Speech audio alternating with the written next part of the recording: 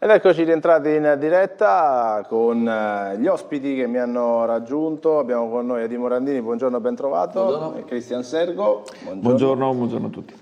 Partirei, prima di entrare poi in tematiche più scottanti politiche, però abbiamo fatto questo quadro di cosa sta succedendo qui, proprio nel Blue Energy Stadium, nello Stadio Friuli, questa proiezione al futuro, diciamo in mezzo a tante notizie cattive. Questa è una bella notizia. Partirei da Eddie Morandini, che insomma, vabbè, poi di Udinese sei un gran conoscitore, però è un progetto eccezionale.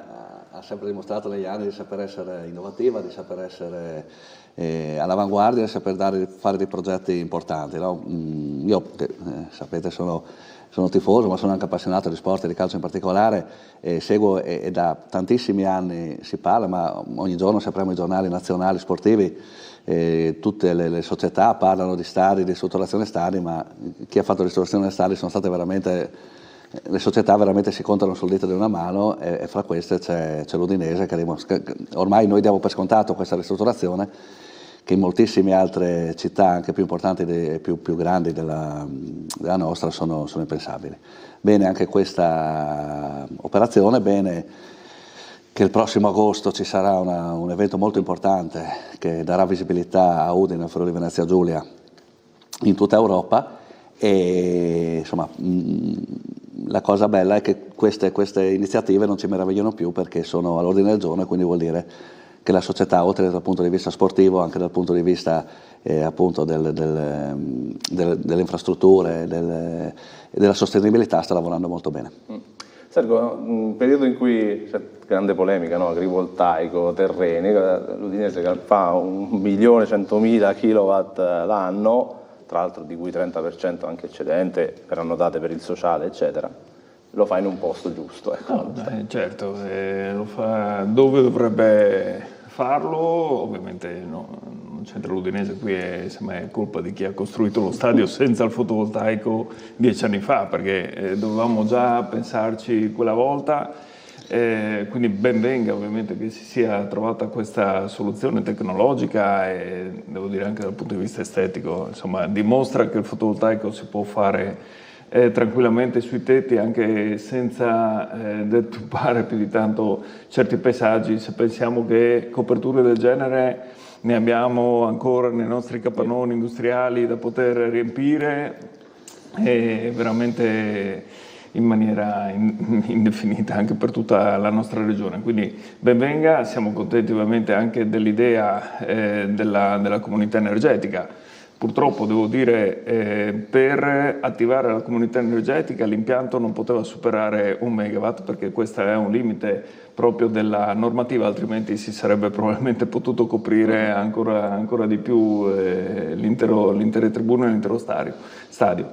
E, come dicevo, siamo contenti anche per questa innovazione della comunità energetica, perché è stata, diciamo, un'introduzione, questo lasciatemelo dire, del Movimento 5 Stelle, che prima a livello di Europarlamento e poi a livello di governo, quando ci siamo stati, abbiamo portato in Italia questo tipo di comunità, e quindi la possibilità di ottenere dei risparmi, e sappiamo benissimo anche per quanto riguarda le bollette quanto in questo momento sia importante, e quindi quanto sia importante spingere anche su questi strumenti. Assolutamente sì.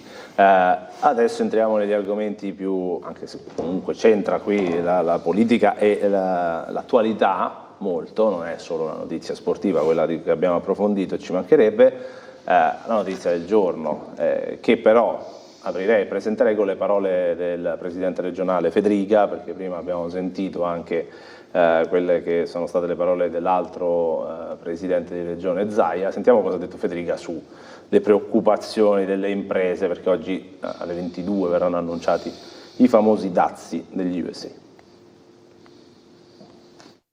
No, io sono preoccupato, bisogna vedere cosa faranno gli Stati Uniti. La preoccupazione del governatore Massimiliano Fedriga, anche in qualità di presidente della Conferenza delle Regioni, riguarda la nuova politica dei dazi impostata dal presidente statunitense Donald Trump, in particolare dopo l'annuncio da oltreoceano dell'introduzione da domani dei dazi al 25% sulle merci provenienti dall'Europa, che secondo uno studio di European Ambrosetti avrebbe un impatto da oltre $500 miliardi sull'export del Friuli Venezia Giulia. Nel dettaglio, le imposte inciderebbero per 561 milioni di euro annui sull'apparato produttivo locale, mettendo in difficoltà cantieristica navale, elettronica, meccanica e legno e arredo.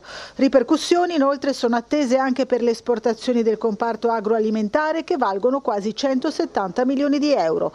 A fronte di tale scenario, l'amministrazione regionale ha già annunciato alcuni interventi per supportare le imprese, ma è chiaro che la partita si gioca soprattutto a livello nazionale ed europeo. Sicuramente è importante che a livello nazionale ed europeo si intavoli subito una negoziazione con l'amministrazione statunitense per tutelare le nostre produzioni di alto valore aggiunto e penso anche tutelare l'economia americana, perché i dazi non fanno bene all'Europa, non fanno bene agli Stati Uniti. Dobbiamo congelare l'argomento dazi, perché no, magari si parlerà di questo. Abbiamo una telefonata, visto che possiamo interagire con i nostri telespettatori. Buongiorno, con chi parlo? Buongiorno, Lucio da Pavia di Udine. Buongiorno. Allora, fotovoltaico. Sì. Se gli impianti sono su un terreno agricolo, no? Come fanno la manutenzione di questo terreno agricolo? Nel senso, tagliano l'erba o ci buttano del diserbante in modo tale che quando non c'è più l'impianto fotovoltaico non si possa più seminare? Cioè dovrebbe essere una tutela del territorio, cioè c'è un vincolo di 20 anni per l'impianto, 20-25 anni a seconda dei contratti. Dopodiché in teoria o si continua o si torna a seminare. Una cosa. Seconda cosa, non so se ci si ricorda quello che è successo a Mortegliano e zone limitrofe il mese di luglio del 23, che è venuta giù una grandinata di arance. No? Quando si rompe un pannello fotovoltaico, cosa succede? Cioè lì ci sono metalli pesanti, rischio per la popolazione, tutto quanto, no?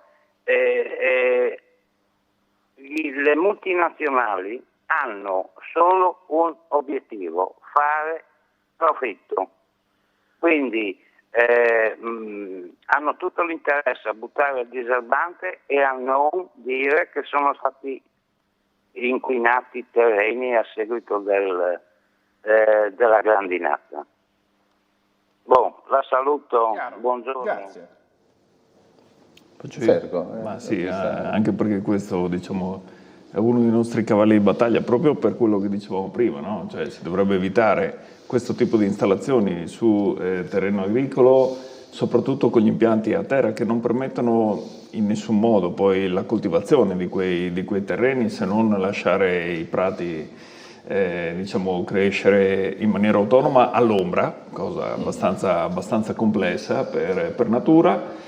E per rispondere a quanto diceva il telespettatore, non possono usare diserbanti, non potrebbero usare diserbanti, nel senso in nessuna delle installazioni, cioè in tutte le installazioni viene proprio prescritto che non si usino questi tipi di prodotti per la cura del terreno e in teoria dovrebbero stare anche attenti a pulire pannelli con determinati prodotti che non vadano poi a incidere sul terreno, per cui ci sono quelle prescrizioni. Poi è chiaro, se mi dice mettere la mano sul fuoco, se avviene questo in tutti i campi, no, ci dovrebbero essere ovviamente le persone preposte a controllare anche questo tipo di attività. E qui torniamo al solito discorso, ci sono centinaia ormai, se non migliaia di impianti anche a terra, anche nella nostra regione. Controllarli tutti serve personale, serve ovviamente delle metodologie. Adesso si cerca di fare dei piani di monitoraggio per le nuove installazioni, però ripeto, poi bisogna controllare che effettivamente sia così, ed è la parte più difficile. Però detto questo, noi continuiamo a preferire quello che abbiamo visto prima con la copertura di tetti e di edifici già esistenti a impianti fotovoltaici a terra. Ma io, come ho sempre detto, sostenuto qui in aula, dappertutto, io sono particolarmente contrario agli impianti fotovoltaici a terra. La Regione sta facendo qualcosa per questo. Cosa sta facendo? Sta cercando di incentivare quelli che sono gli impianti fotovoltaici sui tetti. Ricordiamo 2 bandi importanti, adesso è arrivato il terzo che verrà rifinanziato, ne partirà sicuramente un altro per le aziende, quindi per chi produce per autoconsumo ha dei vantaggi e questo tipo di investimenti possono essere fatti sui tetti e sulle pertinenze.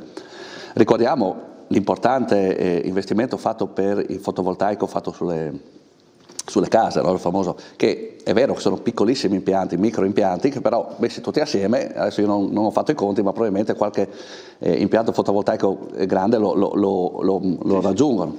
Ma penso anche a tutti i contributi che vengono dati o tutti gli impianti che vengono messi nelle scuole, agli impianti che sono stati dati per finanziare le comunità energetiche, per far partire le comunità energetiche, dove chiaramente si chiede che questi tipi di impianti vengano fatti, per esempio, sto seguendo uno perché nella mia zona Areana, dove verrà fatto su un'ex caserma, e quindi per cercare di recuperare. Però il problema vero è che, visto che penso che nessuno di noi sia ormai disponibile, non possiamo tornare indietro sul consumo di energia elettrica. La nostra regione è molto energivora, nessuno penso voglia rinunciare all'industria che c'è, nessuno quest'estate vorrà spegnere il condizionatore, io non ce l'ho, ma non penso che ci siano molti disponibili a farlo. E noi dipendiamo per le energie fossili che sono chiaramente quelle prodotte, quelle utilizzate maggiormente, dipendiamo dall'estero, lì andiamo anche al sistema dazi, al sistema valutario, al sistema politico internazionale. E sentivo l'altro giorno che noi in Italia paghiamo l'energia elettrica il 67% di più rispetto alla Francia, non quindi al paese nostro vicino. Perché? Perché bisogna dirlo, perché in Francia c'è l'energia nucleare, in Italia no. Questa è la verità. Allora, noi stiamo investendo, con la regione Friuli Venezia Giulia è stata la prima, penso mi confermerà anche il già collega Sergo, e adesso ce ne saranno anche altre, non lo so, ma comunque sicuramente a investire sull'idrogeno, che è importante. Però io penso che una seria politica energetica, visto che l'energia elettrica ci serve e ci servirà sempre di più, sia cominciare a ragionare sul nucleare. Vanno via molti anni, serve molto tempo, servono 10 anni, sì, se cominciamo adesso servono 10 anni, se cominciamo fra un anno ne serviranno 11, quindi se non ci mettiamo in testa questo, l'energia la paghiamo tantissimo, dobbiamo dipendere da tantissimi fattori sui quali noi non possiamo fare leva per approvvigionare quelle che sono le fonti combustibili fossili, che in questo momento sono quelle che ci stanno tenendo maladovate, oppure dobbiamo acquistare l'energia elettrica diciamo prodotta attraverso le centrali nucleari dall'estero. Quindi secondo me è un ragionamento che va fatto e va fatto al più presto. No, immaginavo. Siamo andati d'accordo su tante cose fino adesso, non potevamo andare d'accordo sempre, no Cristian? No, su questo assolutamente no, ma più che altro perché è un problema di dati. Allora, noi quando abbiamo anche, diciamo, quando è stata approvata l'ultima legge in Consiglio regionale sul fotovoltaico, abbiamo anche sostenuto una cosa molto semplice. Quella legge è stata fatta perché c'è un decreto del Ministero che ci dice: in Friuli Venezia Giulia dovete installare circa 2 gigawatt di potenza, quindi 2 milioni di megawatt. 1960, me la ricordo quella. 1960, esatto, da qui al 2030. Da qui era il 2021, diciamo, no? Quella deadline. E ci davano delle scadenze annuali. Al 31 dicembre 2024 noi avremmo dovuto installare 400 megawatt di fotovoltaico. Ora, per i motivi che ricordava giustamente il consigliere poco fa, noi abbiamo diciamo, avuto un forte incremento delle rinnovabili, per fortuna, in questa regione, tant'è che al 31 dicembre 2024, anche grazie ai fondi del PNRR che prima non ha citato, che hanno, diciamo, dato la possibilità a tantissimi enti locali di installare fotovoltaico appunto su asili, scuole e quant'altro. Poi c'è stata l'ondata del superbonus che ovviamente ha inciso tantissimo anche da questo punto di vista, con più di 2000 cantieri solo nella nostra regione, che ogni cantiere col superbonus di fatto aveva l'impianto fotovoltaico sul tetto. E dicevo, noi 3 mesi fa avevamo non solo raggiunto l'obiettivo prefissato dal governo al 31 dicembre 2024, anche quello del 2025 e praticamente anche quello di metà 2026. E ogni mese che passa noi continuiamo a mantenere questo trend e senza la costruzione degli impianti fotovoltaici a terra. Perché di questi impianti e quindi di questi 600 megawatt che noi abbiamo già installato nei primi 3 anni praticamente di questo settennio che era stato stabilito, noi non abbiamo installato 4 impianti che abbiano una potenza superiore ai 10 megawatt.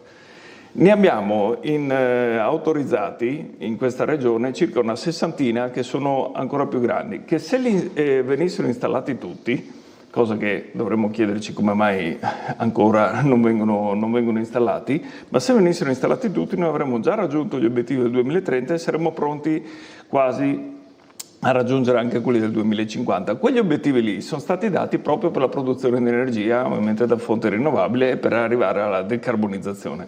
E la decarbonizzazione ovviamente non deve servire solo a togliere, diciamo così, i combustibili fossili dalle nostre produzioni, ma anche evitare poi che si vada verso nucleare, perché se noi ci liberiamo ovviamente e siamo autoproduttori di energia con le rinnovabili, riusciamo a fare dei sistemi di accumulo in maniera tale da permettere poi di usare questa energia nelle 24 ore, perché sennò la useremo solo di giorno, certo. Come tranne ovviamente quello che si può fare con l'eolico, che qui per fortuna diciamo non abbiamo ancora quel problema, perché sennò sarebbero altre battaglie, ma come detto, se noi continuassimo su questa linea e appunto, come dicevamo prima, continuassimo anche a riempire i nostri tetti, le nostre ex discariche, le nostre ex cave, tutte le zone dove si può fare anche fotovoltaico in larga scala senza arrivare a farlo come in via Emilia Udine a 20 metri dalle case,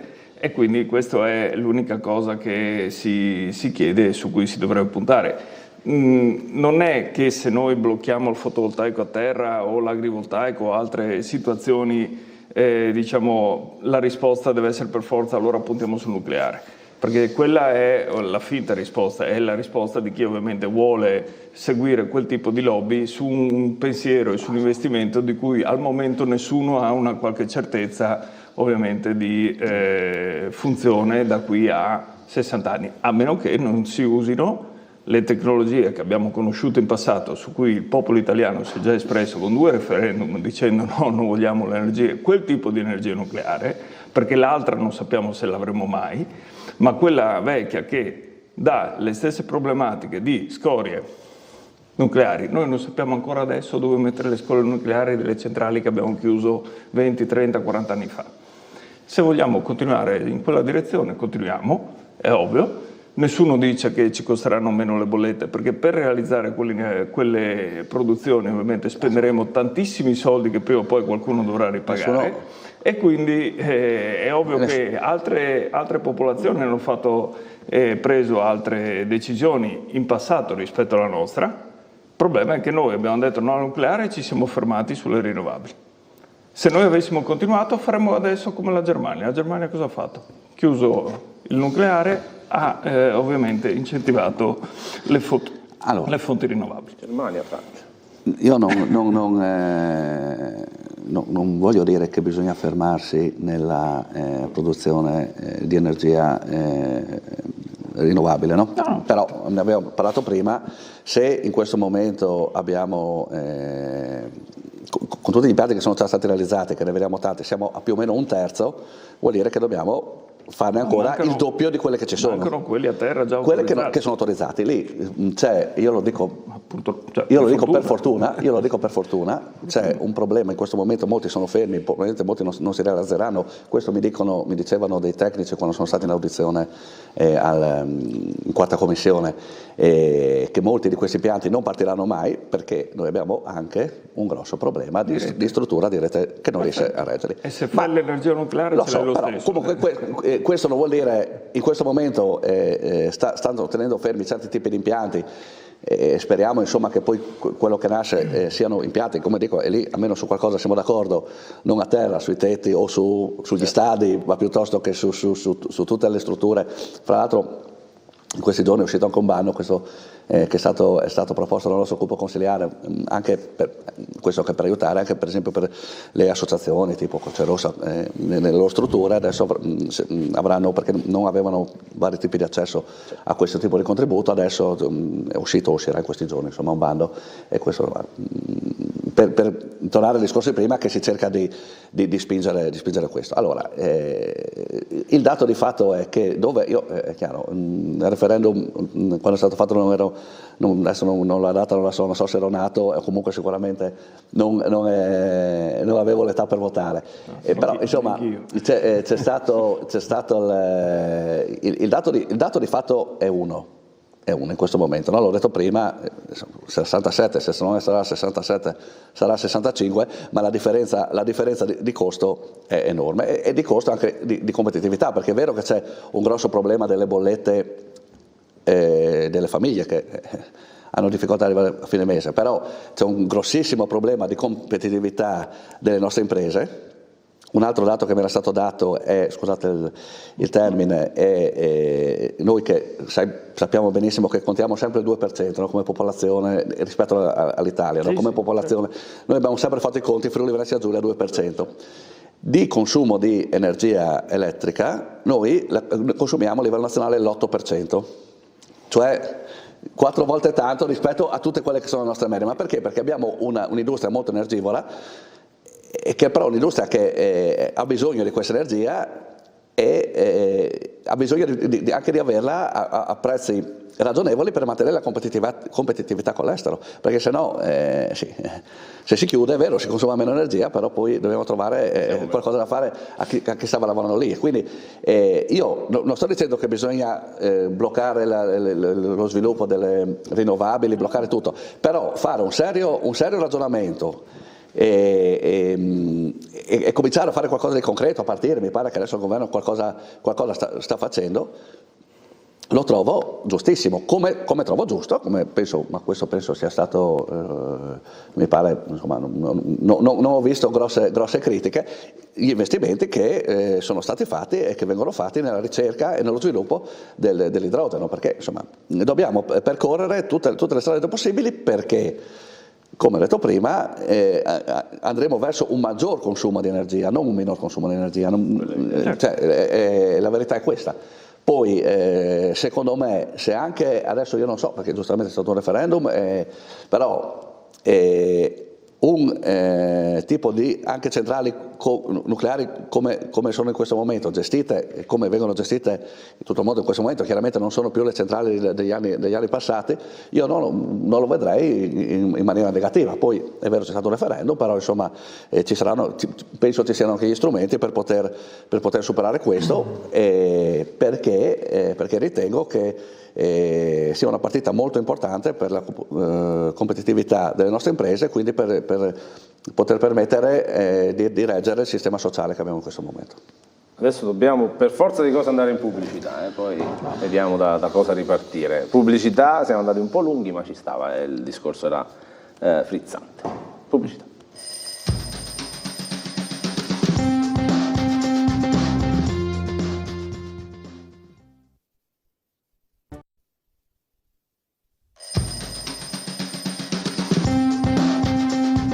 Eccoci tornati in onda, abbiamo discusso in maniera approfondita di energie rinnovabili e quant'altro, un discorso che si lega di nuovo a quello dei dazi che volevamo aprire prima e che riproponiamo. Abbiamo sentito le parole di Federica poco fa, sentiamo quelle di Giovanni D'Apozzo.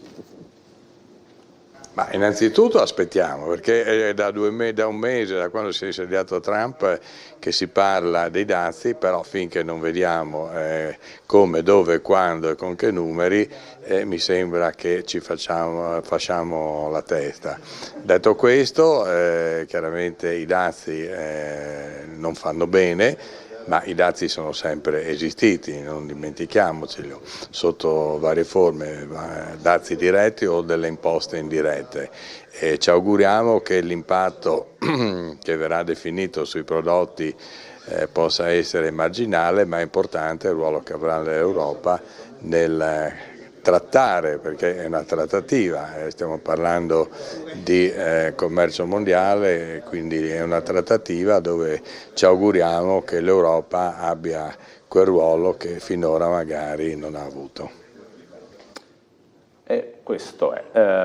Allora, deadline stasera alle 22, si saprà appunto come, dove, perché, quando, e poi si saprà anche la risposta dell'Unione Europea. Cosa dobbiamo aspettarci? Tra l'altro, vedendo sulla pagina del Gazzettino si parla, la von der Leyen qualcosa accennato senza essere troppo chiara, però giustamente non si può essere chiari nella risposta se non si sa cosa succederà.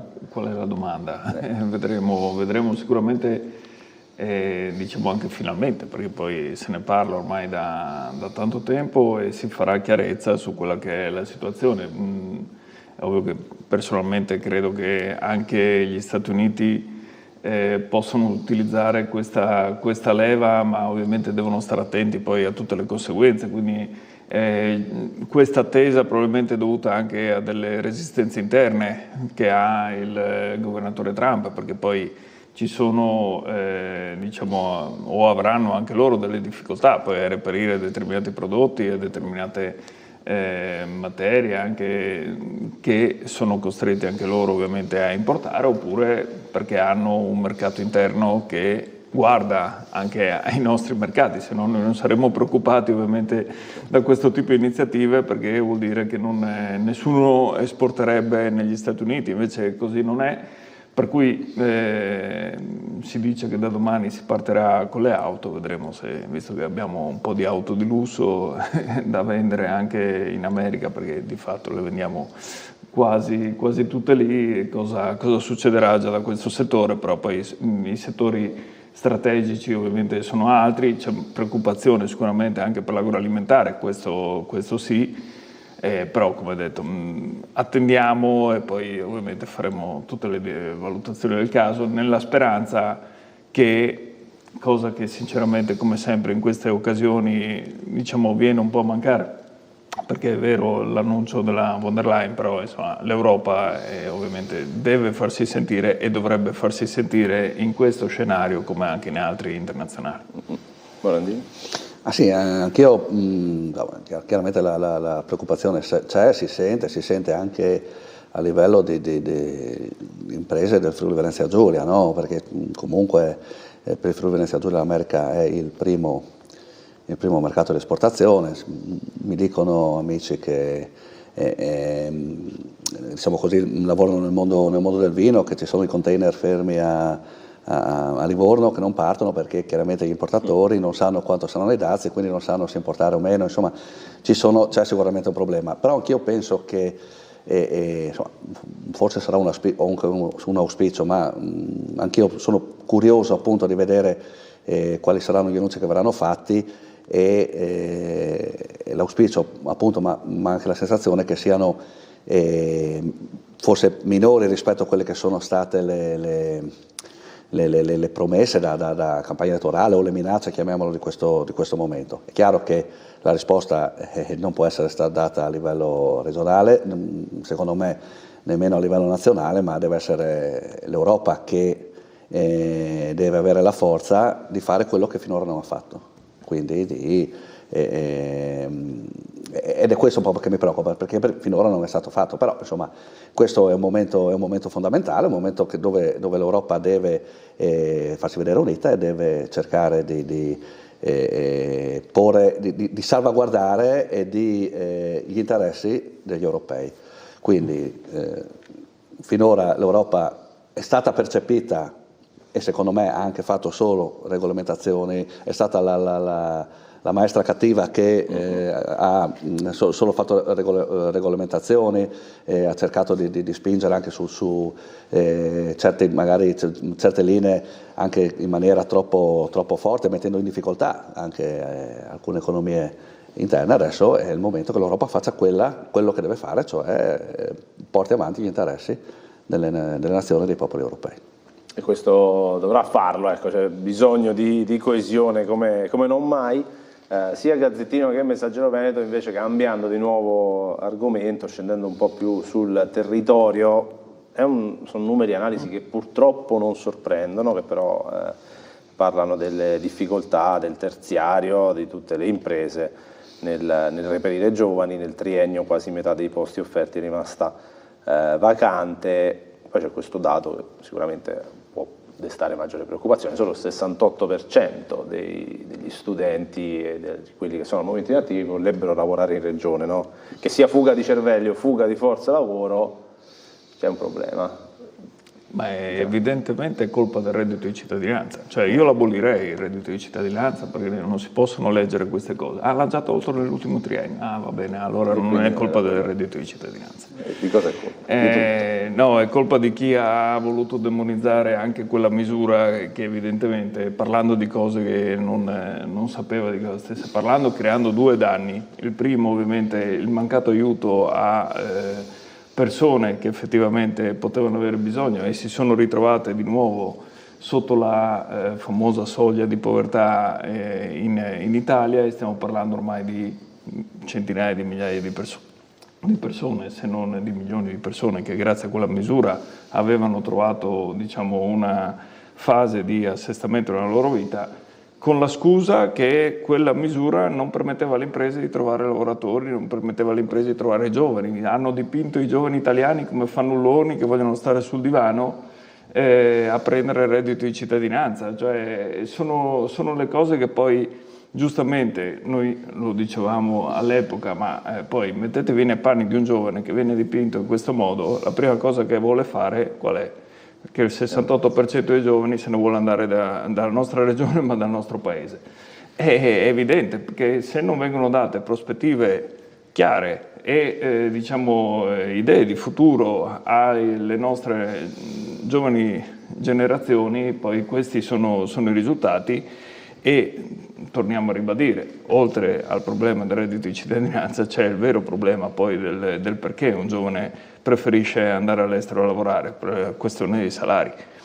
La questione dei salari è fondamentale, noi lo vediamo in tutti i settori. Parlavamo prima di mancanza di controlli perché manca il personale, perché ovviamente anche adesso la pubblica amministrazione con gli attuali contratti non è più attrattiva, soprattutto in determinati settori. Basti vedere gli appelli dei sindaci ogni giorno che dicono ci manca personale perché molte persone fanno i concorsi, poi preferiscono andare in regione. Il meccanismo è lo stesso: quando tu hai una possibilità di scegliere se guadagnare meno, magari anche stando vicino casa, o un po' di più, magari facendo qualche chilometro di distanza, è chiaro che il cittadino ormai si deve fare due conti, perché con le bollette che aumentano, nonostante gli investimenti che facciamo sulle rinnovabili, tutto aumenta. Adesso c'è anche il problema dei dazi sì, dazi no, l'inflazione che è aumentata negli ultimi 6 mesi come praticamente non mai, ed è il motivo per cui noi sabato andremo a Roma a fare la nostra manifestazione il 5 aprile con il Presidente Conte. O ci rendiamo conto che questa è la situazione e che la risposta non può essere allora realizziamo più armi, perché vuol dire non aver capito nulla, anche perché più armi vuol dire più dazi poi nell'economia mondiale, e quindi maggiori costi poi per gli utenti finali. O capiamo qual è la situazione, oppure andiamo avanti così, diciamo che è tutta colpa del super bonus che faceva andare l'Italia al 6% di PIL, del reddito di cittadinanza che aiutava le persone poi a creare quel PIL, perché non erano soldi che venivano tenuti sotto un cuscino. Con tutte le cose che sono state, diciamo, distrutte, fatte bene negli ultimi 5 anni, questa è la situazione. Chi l'ha creata dovrebbe ovviamente rendere conto agli italiani. Beh, chiaramente non sono d'accordo su nessuna di quello, su niente di quello che ha detto. Per fortuna. Per fortuna, esatto. Allora, innanzitutto il reddito di cittadinanza è evidente che in questo momento non serve, no? Perché chi non può lavorare, ci sono diverse misure che sono fatte, ci sono i servizi sociali, ci sono diverse misure che sono fatte. Chi può lavorare, oggettivamente richiesta di lavoro e proposta di lavoro c'è. Poi che la qualità del lavoro sia inferiore a molta qualità del lavoro che c'è all'estero, quello oggettivamente è vero, ma non è un problema che si può risolvere in poco. Io dico invece piuttosto piuttosto bisogna spingere, invece di fare il reddito di cittadinanza, su la riduzione del cuneo fiscale. Qualcosina il governo ha già cominciato a fare e speriamo che venga fatta. Chiaramente è tutto legato anche al grosso debito pubblico che abbiamo. Non è che si può fare una riduzione fiscale con un debito pubblico come abbiamo. Facciamo l'esempio, la Germania, che negli anni, quindi non do colpe solo all'ultimo periodo, che comunque ha contribuito a far crescere di molto il debito pubblico, ma anche ritengo per quello che riguarda tutto il discorso del super bonus eccetera, ma anche rispetto a anni e governi precedenti, perché ci troviamo, la Germania adesso in questo momento può fare grossissimi investimenti sia in infrastrutture, è vero, lo fa anche nel riarmamento.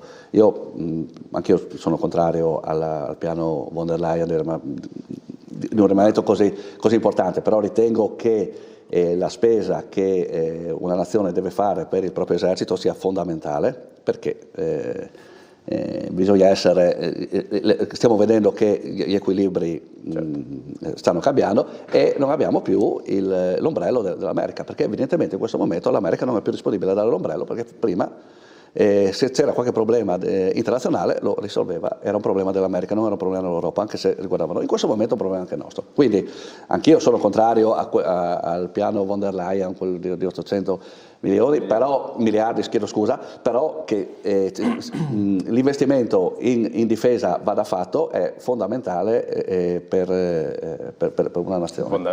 E deve essere fatto, non dobbiamo portarlo al 2% del PIL come tutti gli altri, è giusto che venga portato, però chiaramente sono risorse che poi vanno trovate da qualche parte. Quindi il problema che non si trova personale è evidentemente in tutti i settori. È vero che c'è un problema di salari, ma io sono convinto che da una parte la leva che può avere il pubblico è cercare di diminuire il più possibile le tasse, in modo che se l'azienda spende X gli rimanga un po' più dell'Y che sta rimanendo adesso. E dall'altra parte sono altrettanto convinto che è già il mercato che poi stabilirà, perché nel momento in cui manca l'offerta, chiaramente chi cerca lavoro deve pagarlo di più.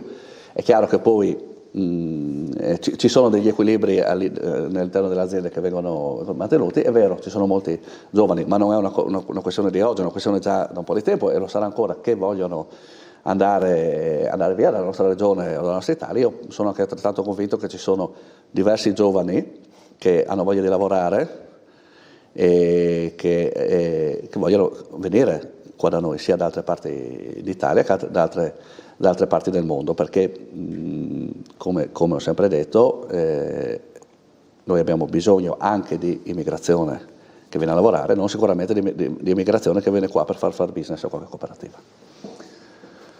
No, allora sul discorso della ricerca dei posti di lavoro abbiamo passato 2 o 3 anni a parlare di un'acciaieria che avrebbe dovuto dare lavoro a 1000 persone, no? E quando ci interrogavamo su chi avrebbero assunto, poi questo è il problema, perché se noi anche in quella zona particolare, perché poi a prescindere dagli aspetti ambientali che già bastavano e bastano ovviamente a dire di no a questo, c'era tutto un problema sociale poi dietro a un'iniziativa di questo tipo, e voi pensate 1000 lavoratori o li avrebbero presi da altre aziende che già fanno fatica a trovare i propri dipendenti per soddisfare il proprio fabbisogno, figuratevi con 1000 dipendenti meno come avrebbero potuto andare avanti, oppure facendo in modo che ci fosse effettivamente una importazione massiccia di manodopera da altre parti, e non potevano essere solo le persone che anche con le iniziative di Confindustria, no? Che va in Ghana a prendere i lavoratori, li forma, li porta benissimo, perché è gente che viene per lavorare e dovrebbe essere ovviamente anche così con quelli che già vengono accolti nella nostra regione, ma che se non gli si dà la possibilità di fare quei tipi di corsi di formazione, perché quando si facevano tutti gridavano allo scandalo, facciamo i corsi di formazione per gli immigrati e quindi non va bene, e venivano anche prese in giro le stesse cooperative che anche all'interno della caserma Cavarzerani qui a Udine facevano questo tipo di iniziative con Confartigianato, con ovviamente per insegnargli un lavoro si è preferito lasciarli fermi là a fare altro e poi mettersi nelle mani di chi una prospettiva gliela dava, anche se ovviamente illegale, ma era una prospettiva, ed è questo che bisogna evitare anche quando si parla di immigrazione, perché giustamente ne abbiamo bisogno. Non ne avremmo bisogno se trattenessimo i nostri giovani o se avessimo trattenuto tutti i nostri giovani laureati nella nostra regione, nel nostro paese in questi anni, o comunque ne avremmo avuto bisogno lo stesso, ma sicuramente in una parte minore. Però, come detto, è un problema che si è venuto a creare. A me fa piacere che il consigliere Morandini abbia detto che è contrario al piano cioè al piano Rearm Europe. Noi abbiamo, come Movimento 5 Stelle, abbiamo appena depositato una mozione per far dire alla Regione no a questo piano a tutti i livelli, ovviamente non quelli regionali, per cui sappiamo che almeno uno della lista Federica l'abbiamo già convinto, adesso vediamo di convincere anche tutti gli altri che quella mozione passi quanto prima in Consiglio regionale. Ormai ho un po' di esperienza per sapere che nelle mozioni poi vengono scritte altre cose che magari... Guarda, la puoi scrivere come vuoi, scrivi, comunque insomma, però... Ci prenderemo il video, scriveremo quello che hai appena detto, guarda, a noi va benissimo. Quello che dico è che comunque insomma non bisogna dire... Solo per fare chiarezza, perché lo volevo dire prima, e si parla tante volte anche del fatto che quando c'era il governo Conte i soldi per le armi sono anche aumentavano per due motivi. Uno, perché sono legati all'aumento del PIL, come dicevo prima, con una Italia che viaggiava al più 6%, se ci manteniamo sulla percentuale è chiaro che anche la spesa militare aumentava, però così come aumentavano poi tutte le altre spese per sanità, scuola e quant'altro. E quindi nessuno è contrario ad avere una qualche tipo di difesa, nessuno è contrario ad avere un nostro esercito, anche perché il nostro esercito fa delle operazioni internazionali che dovrebbero essere di pace e sono state importantissime per questi anni, ed è quello che vogliamo. Ovviamente siamo contrari invece a un'escalation che porta ad altri scenari. Bisogna mettersi in testa, secondo me, che per avere adesso in questo momento non avendo più, fra virgolette, l'ombrello degli Stati Uniti, gli investimenti non saranno gli 800 miliardi, ma gli investimenti fatti in difesa devono essere molto più importanti di quelli che sono adesso. Quello sicuramente. Essere sotto regia europea, non che ognuno si compra i suoi F-35 dal Canada, che poi non funzionano. Però voglio trovare un esempio, no? Perché poi, allora, prima ho sentito dire non serve a niente andare a pensare al nucleare, tanto siamo già in avanti con quello che l'Europa ci ha chiesto per l'energia. Adesso abbiamo già abbastanza gente che lavora, perché investire e far venire qua nuove attività ad aprire. Allora, io ho detto come rispondevi a quelli che avrebbero perso. Fra l'altro l'acciaieria, ma non, anche perché ormai insomma, hanno già cominciato i lavori a Piombino, quindi non è più, però sarebbe stato un'acciaieria dove i dipendenti, almeno da quello che è stato detto, ma erano altamente specializzati. Lo stesso compianto ingegner Benedetti, che ho avuto, dico la verità, occasione di incrociare, perché insomma abitiamo in due posti abbastanza vicini. Un giorno mi disse che loro all'inizio avrebbero dovuto portarli praticamente tutti già formati dall'Ucraina, perché avevano bisogno e sarebbe stato un personale che anche dal punto di vista reddituale, quindi anche dal punto di vista della crescita diciamo così, dei redditi della regione, sicuramente arrivavano a redditi importanti, quasi tutti ingegneri, quasi tutte persone altamente formate, altamente specializzate. Ecco, quindi io sono dell'idea che noi dobbiamo guardare verso una crescita e verso un investimento. Dobbiamo tenere conto di quello che è il momento, però non possiamo, perché adesso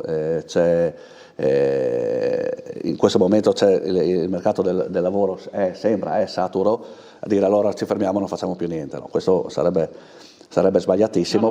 Bisogna cercare di come detto, di creare le condizioni migliori, e di portare e di cercare le condizioni migliori per cercare di convincere i nostri giovani a rimanere qui. Insomma, anche la Regione ha cercato di fare delle operazioni, poi non è che sapete meglio di me, la bacchetta magica non ce l'ha nessuno, probabilmente neanche a livello di governo non si riuscirà, anche perché insomma non è un problema che è nato oggi o ieri, è da un po' di anni che c'è questa fuga, sì. Quindi insomma se non è stata bloccata da nessuno vuol dire che evidentemente è molto difficile da fare, però insomma bisogna cercare di lavorare per creare anche a piccoli passi le condizioni migliori, sia appunto perché chi lavora deve giustamente essere riconosciuto il giusto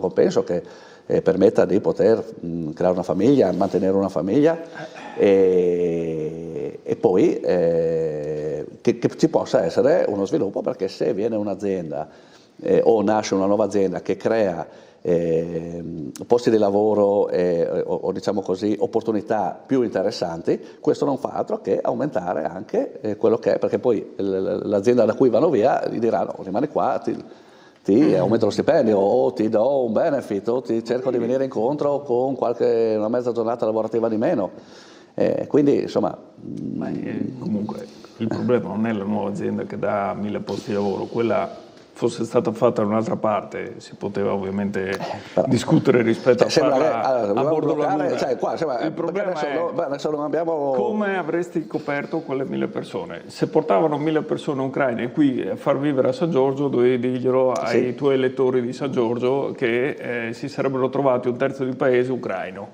Ok? Vaglielo a spiegare. E poi glielo dovevi dire a quei giovani di San Giorgio che si trovavano già 1000 posti di lavoro creati, occupati dagli ucraini. Allora qual è il problema? Io te l'ho detto prima. Questo no? che è stato detto, che ti ho detto che abbiamo stato detto, era stato detto all'inizio. Sì. Chiaramente nel momento in cui arriva un'opportunità e arriva anche una concorrenza, è sempre qualcosa di positivo. Io sono di corso di questo. Poi se vogliamo ci chiudiamo fra di noi, aspettiamo, mettiamo con tutto quello che c'è. Tanto poi se verrà una crisi e non ci sarà lavoro, torneremo a mettere il reddito di cittadinanza, siamo tutti a posto. Le piccole e medie imprese della Ussacorno potevano avere concorrenza allora, quando ci sarà la prossima crisi occupazionale che ci sarà, speriamo che non ci sia, ma il più tardi possibile, la risolveremo, torneremo a mettere il reddito di cittadinanza, così sono tutti contenti. Abbiamo una telefonata, vediamo se si innesta sull'argomento. Buongiorno, chi parla? Pronto? Buongiorno. Allora niente, sono Nevio, telefono da Udine. Niente, volevo cioè io parlo da uomo della strada, perché io tutti tanti discorsi, bizantinismi vari, non lo so perché ecco, li lascio a chi ne sa più di me. Io però da uomo della strada sento e vedo quello che vedo. Allora io esco di casa e sento che la gente dice ma come, qua non riesco a fine mese e questi parlano di riarmare, di dare tutti questi miliardi all'esercito europeo, che è già una barzelletta, perché non esistendo l'Europa non vedo perché ci deve essere un esercito europeo. Manca una politica comune estera e questi vogliono fare un esercito, che poi non è un esercito europeo, ma da quello che ho sentito è un esercito, ogni Stato si arma per conto suo. Per esempio pare che la Germania addirittura abbia stanziato una banca di miliardi. Allora io dico a tutti, state all'occhio, perché non vorrei che tornasse il Quarto Reich, perché ricordatevi che un tedesco rimane sempre tedesco, un friulano rimane sempre friulano, un turco rimane sempre turco, più o meno. Allora, se un domani la Germania avrà un esercito potentissimo, mettete il caso che vada su l'alternativa für Deutschland, questi cominciano veramente ad essere un pericolo, io credo, poi magari c'è chi gli fa piacere, per l'amor di Dio, ognuno la pensa a modo suo. Perciò trovo una barzelletta. Altra cosa che vorrei dire, l'Europa non esiste, l'Europa è morta. è un cadavere. Allora, io faccio sempre l'esempio, anche in osteria con i miei amici, avete presente quando, adesso non si sente più, ma anni fa si sentiva, quando muore uno e lo mettono in frigo, quando muore un parente lo mettono nel frigo il cadavere per continuare a prendere i soldi dall'INPS. La stessa roba all'Europa. I tecnocrati, le varie lobby europee, cosa succede? L'Europa è morta, hanno messo l'Europa in frigo, il cadavere in frigo, per far vedere che è ancora vivo, e così prendono i soldi dall'INPS. Ecco, questo sembra magari un'esagerazione, però provate a pensare un po'. Ecco, per il resto non so cosa dire. A proposito poi, oltretutto la spesa militare è assurda, perché il 90% della spesa militare va in stipendi. Aumenteranno semplicemente gli stipendi ai 3.000 generali che abbiamo quando gli Stati Uniti ne hanno 300. Vedete un po' voi. Altra cosa, non è vero che manca l'ombrello americano sull'Europa, perché l'America è sempre nella NATO e non ha nessuna intenzione di uscire dalla NATO. Perciò il discorso che manca l'ombrello, mi dispiace per il consigliere Morandini, ma non è un... Il vero problema è la lobby delle armi. Chiuso il discorso, quello è il vero problema. C'è una fabbrica di armi, o sono un militare, ho tutto l'interesse che aumentino le spese militari. Chiuso il discorso, arrivederci. Grazie Milan Nevio, buona giornata. E se è un ministro della difesa che viene più o meno da quel settore, 2 domande te le fai. Allora, è vero che l'America non vuole uscire dalla NATO, però l'America pretende che la quota che gli altri stati mettono per appunto in spesa militare sia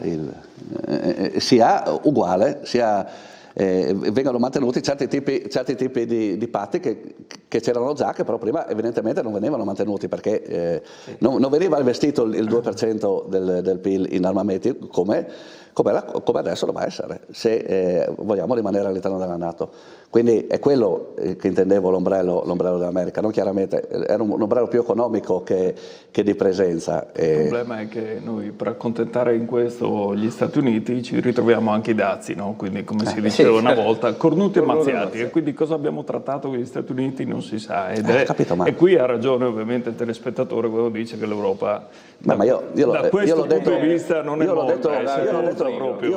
Io l'ho detto prima, la mia preoccupazione è che l'Europa, che adesso deve cominciare, perché quello che sta succedendo, deve cominciare a portare a casa gli interessi, a difendere gli interessi degli europei.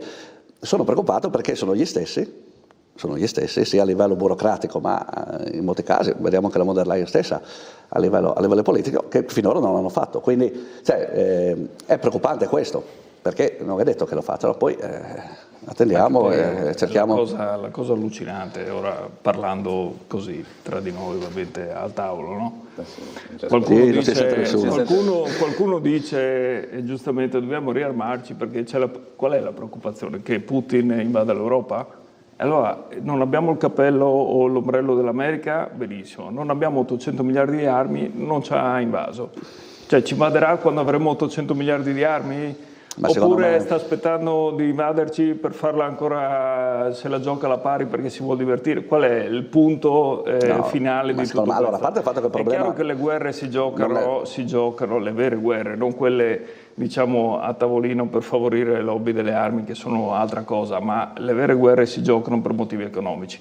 E noi lì dobbiamo ovviamente intervenire con la politica estera, politica economica, cercare di capire quali sono gli scenari, chi ci guadagna, chi ci perde, chi fa cosa, perché sennò veramente non si spiegherebbe diciamo, l'utilità di avere questo esercito se fino adesso, non avendolo, nessuno ci ha invaso, nessuno ovviamente ci ha minacciato neanche di invadere, perché quella della Russia ovviamente sì, è stata. Allora, se noi siamo riusciti a bloccare la Russia in Ucraina, dobbiamo non ci avere, servono neanche più secondo armi, secondo me un esercito forte, perché continuiamo a non avere appunto questo tipo di preoccupazioni, che sia la Russia, che siano altri paesi. Ci sono purtroppo le situazioni in questo momento a livello mondiale sono preoccupanti in diversi punti, e anche per difendere quello che è le nostre politiche commerciali. Io mi auguro sia chiaro che l'esercito deve esserci, e mi auguro che non venga mai utilizzato, e sono anche convinto che e spero che non venga mai fatto, però non è che possiamo dire lasciamo stare la spesa militare e poi aspettiamo, tanto nessuno ci vuole male. Ecco, quello è un po' troppo riduttivo. Anche qui siamo andati un po' lunghi, ma va bene così, mi chiederò perdono alla nostra emissione tempo debito. Io ringrazio intanto Cristian Sergo.